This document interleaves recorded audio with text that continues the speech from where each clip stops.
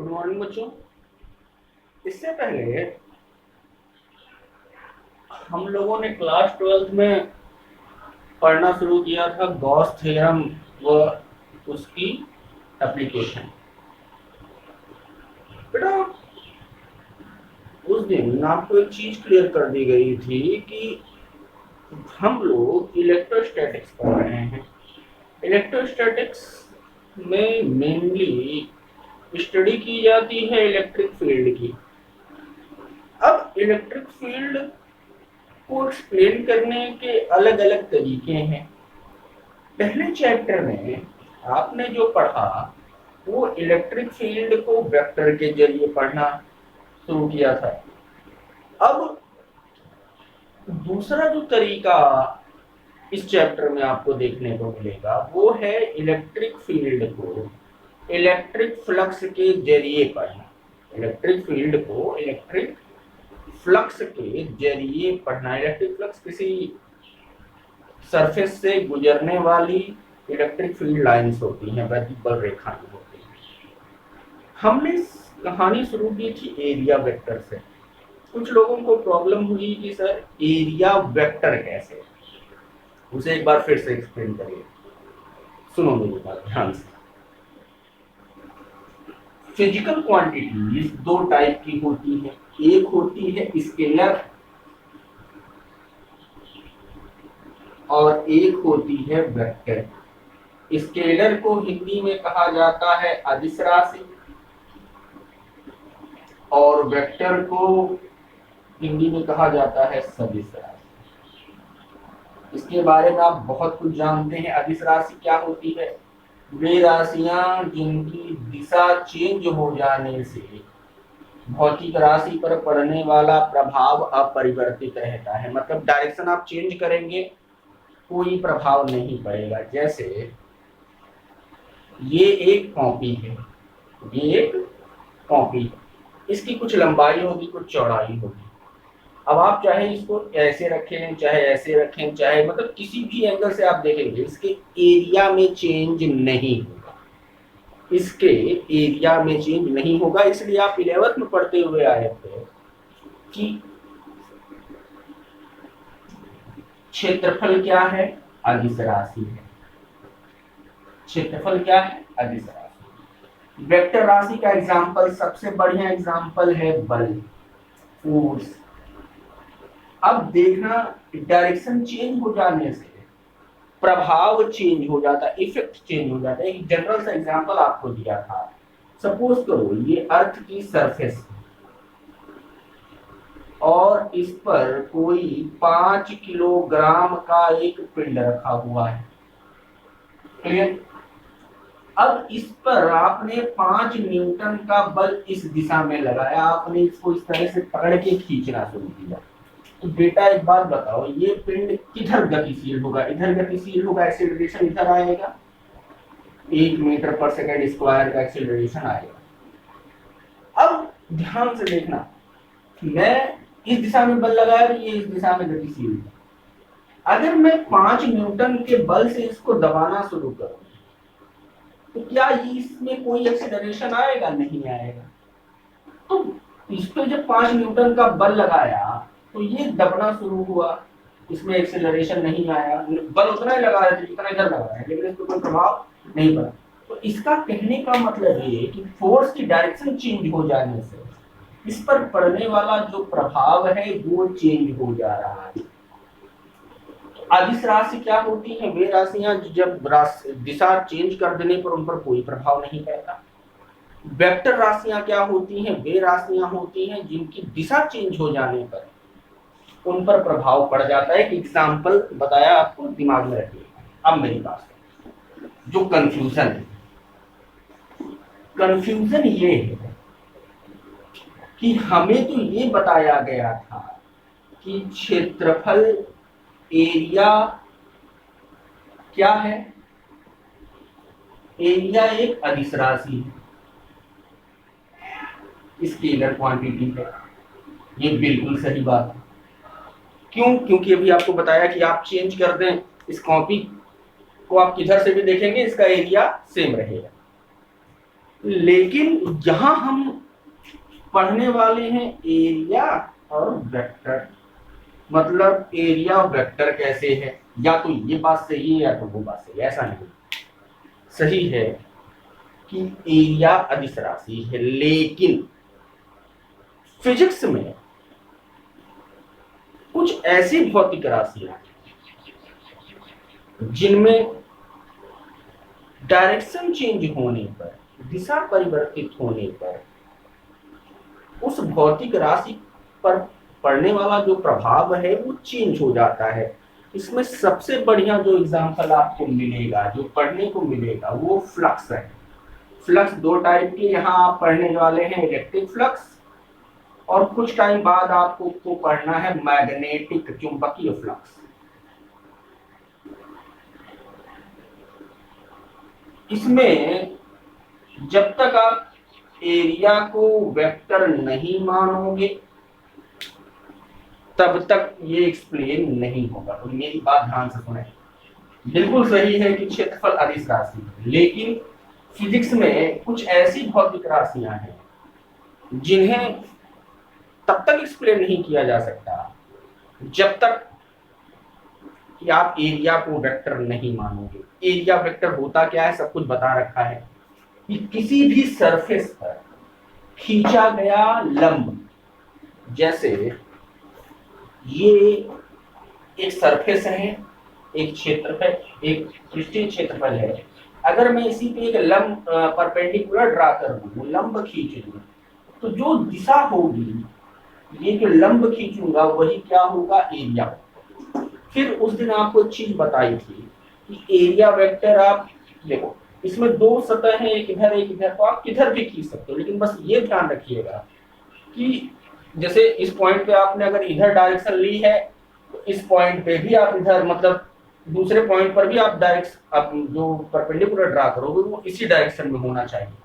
अब सुनो, तो एरिया वेक्टर क्या, किसी भी सरफेस पर खींचा गया अभिलंबवत लंब क्या कहलाता है, एरिया वेक्टर कहलाता है। बात नंबर एक।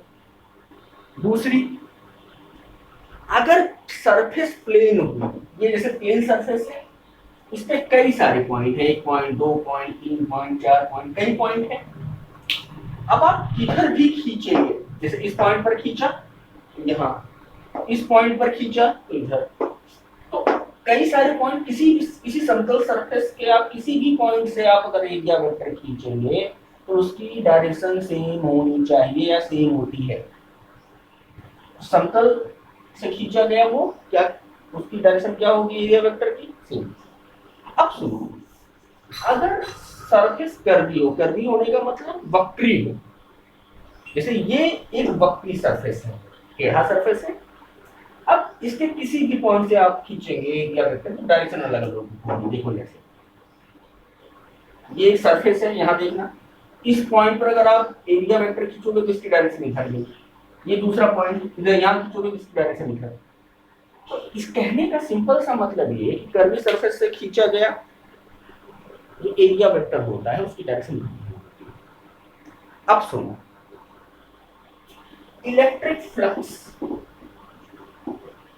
मैंने कहा एरिया वेक्टर कैसे, इलेक्ट्रिक फ्लक्स क्या होता है, किसी सरफेस से, किसी सतह से गुजरने वाली वैद्युत बल रेखाओं की संख्या क्या कहलाती है, इलेक्ट्रिक फ्लक्स कहलाती है। मान लो कि ये विद्युत क्षेत्र है और उसमें एक ये वाली सरफेस रख दी गई है।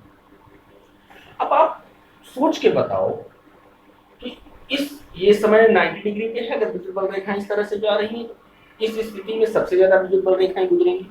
अब मैं इसको घुमाना शुरू कर दूं, अगर घुमाना शुरू करूंगा तो आप अपने से सोच के बताओ, कॉमन सेंस है कि धीरे धीरे विद्युत बल रेखाएं कम होना शुरू होंगी और इस स्थिति में विद्युत बल रेखाएं एकदम जीरो होंगी, मतलब विद्युत फ्लक्स चेंज हुआ। फिर अगर मैं और घुमाऊं फिर से बढ़ना शुरू होगी। तो इसका मतलब इस सरफेस के घूमने से इलेक्ट्रिक फ्लक्स लगातार चेंज हो जा रहा है। तो मैं अगर आपसे पूछूं कि इसका क्या चेंज हो रहा है, क्या परिवर्तित हो रहा है कि इलेक्ट्रिक फ्लक्स की वैल्यू लगातार चेंज हो रही है, तो आप आंसर क्या दोगे, एरिया वेक्टर। ध्यान से देखना, मैंने कहा किसी सरफेस पर खींचा गया लंब क्या होता है, एरिया वेक्टर। ये सरफेस, इस पर मैंने एरिया वेक्टर ड्रा किया है। ये बताओ, ये इस डायरेक्शन में है। अब देखना ध्यान से, अब धीरे धीरे इसलिए घूमना शुरू करेगा। अगर ये घूम रहा है, इसकी डायरेक्शन चेंज नहीं हो रही है। अब बताओ, इस एरिया वेक्टर के घूमने से इस पर प्रभाव चेंज हुआ, तो हुआ ना एरिया वेक्टर। तो सिंपल सी बात, एरिया वेक्टर, एरिया वेक्टर है किसके लिए, कुछ भौतिक राशियों को एक्सप्लेन करने के लिए। अदरवाइज आप एरिया को स्केलर क्वांटिटी मानोगे। जिन लोगों को कंफ्यूजन थी, मुझे लगता है अब क्लियर हो गया होगा। अगर नहीं क्लियर हुआ है तो अब टेक्स्ट के थ्रू बताऊंगा। चलो, अगली हेडिंग जो आप डालेंगे वो होगी घन कोण। इसके बारे में बहुत कुछ आप जानते भी हैं। सॉलिड एंगल, हेडिंग लगाए घन कोण सॉलिड एंगल। टॉपिक वाइज चले।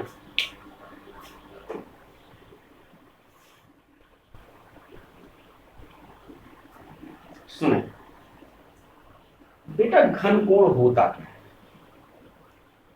पहली बात, घन कोण 3D सिस्टम के लिए उचित है। 3D सिस्टम आपको पता है, त्रिविमीय निकाय। त्रिविमीय निकाय क्या, ऐसा सिस्टम जिसका आयतन वगैरह निकल सके, जिसका आयतन निकल सके। अब सुन, जो इसकी स्टैंडर्ड डिफिनीशन है वो कुछ इस तरह से। मान लिया एक ठोस गोला है, एक गोला लिया और वो कैसा है, ठोस है, सॉलिड है। सॉलिड कहने का मतलब इसके अंदर भी मटेरियल है, इसके अंदर भी मटेरियल भरा हुआ है। अगर ये है तो इसकी कुछ त्रिज्या होगी।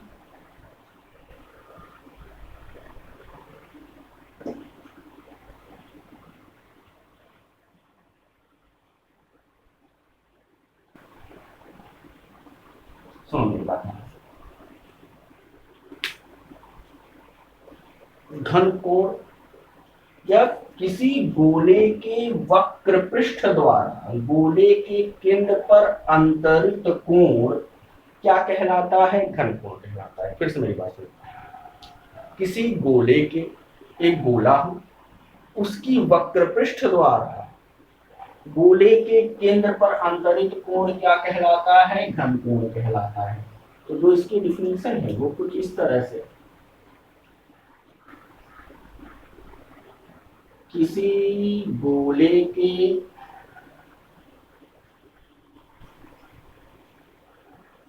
वक्र पृष्ठ द्वारा गोले के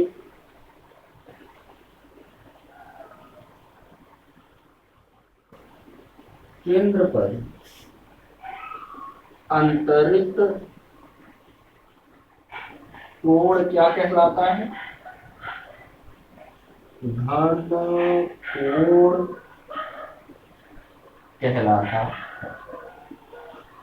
डिफिनीशन क्लियर हो जानी चाहिए। फिर से मेरी बात सुनो, घन कोण कैसा है, 3D निकाय। 3D निकाय क्या है, जिसका आयतन निकाय सके। अब जनरल सी बात, किसी गोले के वक्र पृष्ठ द्वारा, अगर गोला है तो उसकी सरफेस होगी जो बाहरी आवरण है, उसकी सरफेस द्वारा गोले के केंद्र पर जो कोण बनेगा उसी को हम क्या कहते हैं, घन कोण कहते हैं। पहली। दूसरी चीज,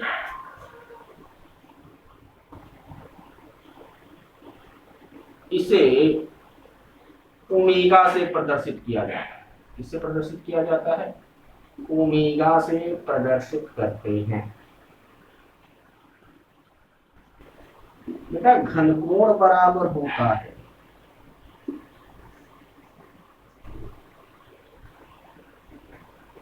वक्र पृष्ठ बटा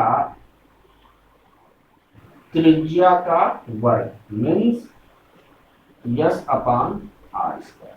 क्या ये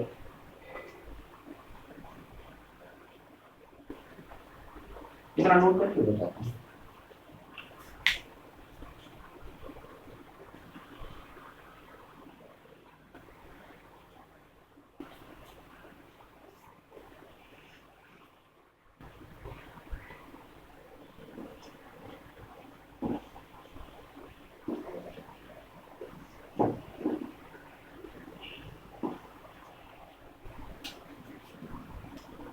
मान लिया, माना एक स्मॉल आर त्रिज्या का गोला है, का ठोस गोला है। ठोस गोला मतलब अंदर में मटेरियल है। ध्यान से देखना,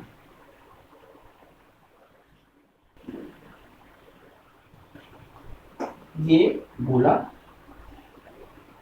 त्रिज्या कितनी,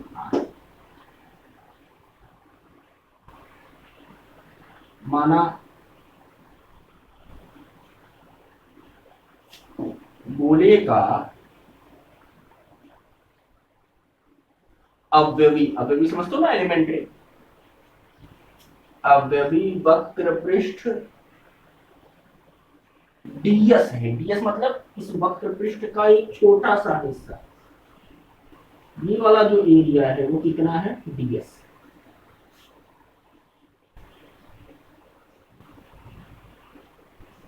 डीएस है, जिसके द्वारा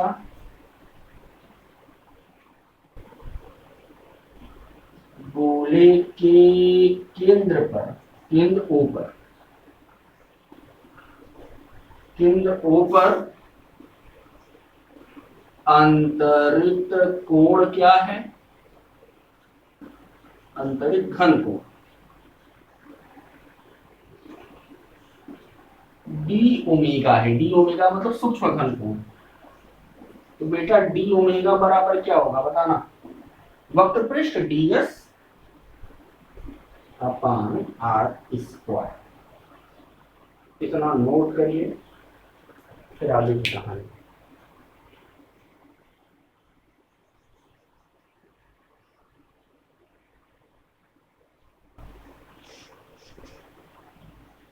फिर से मेरी बात सुनिए एकदम स्टार्टिंग से। मैंने कहा हम लोग पढ़ रहे हैं गॉस थ्योरम। गॉस थ्योरम किससे लिंक है, गॉस थ्योरम इलेक्ट्रिक फ्लक्स से लिंक है। इलेक्ट्रिक फ्लक्स की सहायता से हम इलेक्ट्रिक फील्ड पढ़ेंगे। पहली चीज, इलेक्ट्रिक फील्ड पढ़ने के लिए कुछ चीजें हैं जो हमको समझ में आनी चाहिए। पहली चीज जो हम लोगों को समझ में आई वो है थी एरिया वेक्टर। एरिया वेक्टर क्या होती है, किसी भी सरफेस से खींचा गया विलंबवत लंब क्या कहलाता है, एरिया वेक्टर कहलाता है। अगर सरफेस प्लेन हुई तो एरिया वेक्टर की डायरेक्शन सेम होती है। अगर सरफेस कर्वी हुई तो उसके प्रत्येक पॉइंट से खींचा गया लंब जो एरिया वेक्टर है वो उसकी दिशा अलग अलग होती है। फिर हमने तो पढ़ना शुरू किया घनकोण। घनकोण क्या होता है, किसी गोले के वक्र पृष्ठ द्वारा गोले के केंद्र पर अंतरित कोण क्या कहलाता है, घनकोण कहलाता है। घनकोण बराबर क्या होता है, यस अपान आर स्क्वायर। उसके बाद अब जो आपको पढ़ना है वो घनकोण का मात्रक, अगला पॉइंट तीसरा होगा शायद। मात्रक क्या होता है, मात्रक विहीन घनकोण मात्रक विहीन राशि है। घनकोण क्या है, मात्रक विहीन राशि। देखें कैसे बेटा, ओमेगा बराबर होता है S upon R square. S मतलब वक्र पृष्ठ, वक्र पृष्ठ का मीटर स्क्वायर, ये metre square metre square metre square cancel, कोई मात्रक नहीं। लेकिन जैसे कोण में करते हैं, व्यवहार में इसका मात्रक क्या लिया जाता है, व्यवहार में घनकोण का मात्रक स्टेरेडियन होता है। क्या होता है, स्टेरेडियन होता है। जो अगला पॉइंट आएगा वो क्या होगा, घनकोण का मात्रक क्या होता है, स्टेरेडियन। फिर से एक बार घनकोण, घनकोण क्या, किसी गोले के वक्र पृष्ठ द्वारा गोले के केंद्र पर अंतरित कोण क्या कहलाता है, घनकोण कहलाता है। दूसरा पॉइंट, घनकोण का कोई मात्रक नहीं होता है, लेकिन व्यवहार में घनकोण का मात्रक क्या लिया जाता है, स्टेरेडियन लिया जाता है। घनकोण बराबर क्या होता है, वक्र पृष्ठ बटा आर स्क्वायर, त्रिज्या का बराबर। तो चौथा पॉइंट होगा, अच्छा हम एक चीज जानते हैं, क्या जानते हो, ओमेगा बराबर यस बटा आर स्क्वायर। तो वक्र पृष्ठ और त्रिज्या के वर्ग का अनुपात क्या कहलाएगा? घनकोण। एक और डिफिनेशन आएगी, वक्र पृष्ठ व व्यास है किसी गोले के वक्र पृष्ठ तथा त्रिज्या के वर्ग का अनुपात, त्रिज्या के वर्ग का अनुपात क्या कहलाएगा? घनकोण कहलाता है। क्या कहलाता है? घनकोण कहलाता है। फिर से मेरी बात करो, घनकोण की सिंपल डिफिनेशन, गोले के वक्र पृष्ठ द्वारा गोले के केंद्र पर अंतरित कोण घनकोण कहलाता है। घनकोण बराबर होता है यस बटा आर स्क्वायर, मतलब गोले के वक्र पृष्ठ तथा त्रिज्या के वर्ग का अनुपात घनकोण कहलाता है। दूसरी डिफिनेशन थी। फिर उसके बाद ये देखा कि घनकोण का कोई मात्रक नहीं होता, लेकिन व्यवहार में हम मात्रक क्या लेते हैं? स्टेरेडियन। अगला पॉइंट जो बनेगा वो क्या होगा? एक स्टेरेडियन, हेडिंग लगाएंगे, एक स्टेरेडियन। अब सुनना ध्यान से बेटा, आपने कहा ओमेगा बराबर यस बटा आर स्क्वायर। तो एक स्टेरेडियन की अगर आपको डिफिनेशन देंगे तो एक स्टेरेडियन वह घनकोण है जो उस वक्र पृष्ठ द्वारा गोले के केंद्र पर अंतरित होता है, जिसका क्षेत्रफल त्रिज्या के वर्ग के बराबर। तो डिफिनेशन क्या है? एक स्टेरेडियन वह घनकोण है जो उस वक्र पृष्ठ द्वारा गोले के केंद्र पर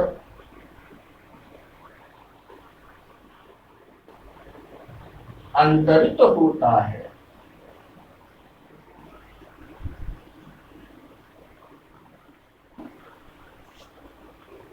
जिसका क्षेत्रफल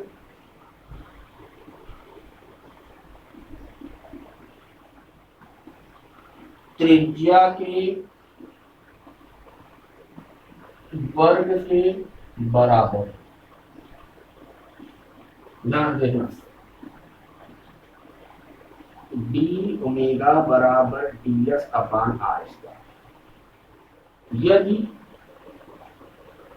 डी एस बराबर आर स्क्वायर, वक्र पृष्ठ किसके बराबर हो जाए? त्रिज्या के वर्ग के, तब डी ओमेगा बराबर R square upon R square कटेगा, एक स्टेरेडियन आएगा।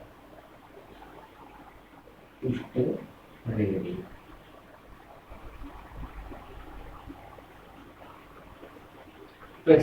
घनकोण क्या? किसी गोले के वक्र पृष्ठ द्वारा गोले के केंद्र पर अंतरित कोण क्या कहलाता है? घनकोण कहलाता है। घनकोण का कोई मात्रक नहीं होता, लेकिन व्यवहार में घनकोण का मात्रक स्टेरेडियन लिया जाता है। घनकोण बराबर होता है वक्र पृष्ठ बटा त्रिज्या का वर्ग। फिर आपको बताया गया कि एक स्टेरेडियन वह घनकोण है जो उस वक्र पृष्ठ द्वारा गोले के केंद्र पर अंतरित होता है, जिसका क्षेत्रफल त्रिज्या के वर्ग के बराबर होता है। अब आप लोग एक नोट लगाएंगे,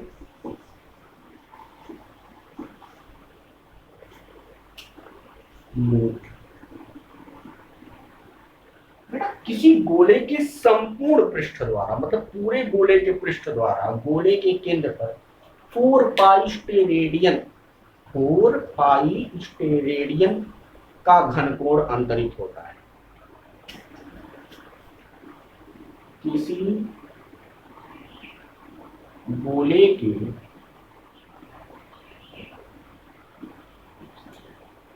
संपूर्ण पृष्ठ द्वारा गोले के केंद्र पर 4 पाई स्टेरेडियन का घनकोण अंतरित होता है। किसी पूरे गोले द्वारा, तो गोले के सेंटर पे कितने स्टेरेडियन का एंगल बनता है? 4 पाई स्टेरेडियन का। इसका प्रूफ अगर आप देना चाहें तो खुद से दे देंगे प्रूफ।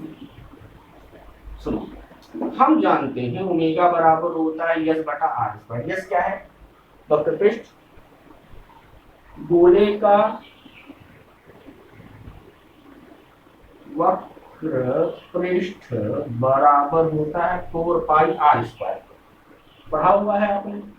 ओमेगा बराबर क्या? 4 पाई आर स्क्वायर बटा आर स्क्वायर। आर स्क्वायर से कैंसिल। ओमेगा बराबर कितना? 4 पाई स्टेरेडियन। तो फिर से एक बार, घनकोण संपूर्ण पृष्ठ गोले के पृष्ठ द्वारा, जो वक्र पृष्ठ द्वारा गोले के केंद्र पर अंतरित कोण क्या कहलाता है? घनकोण कहलाता है। पॉइंट नंबर 1, घनकोण बराबर होता है यस बटा आर स्क्वायर। मतलब वक्र पृष्ठ तथा त्रिज्या के वर्ग का अनुपात क्या कहलाता है? घनकोण कहलाता है। घनकोण का कोई मात्रक नहीं होता, लेकिन व्यवहार में घनकोण का मात्रक हम स्टेरेडियन लेते हैं। घनकोण एक स्टेरेडियन क्या? एक स्टेरेडियन वह घनकोण है जो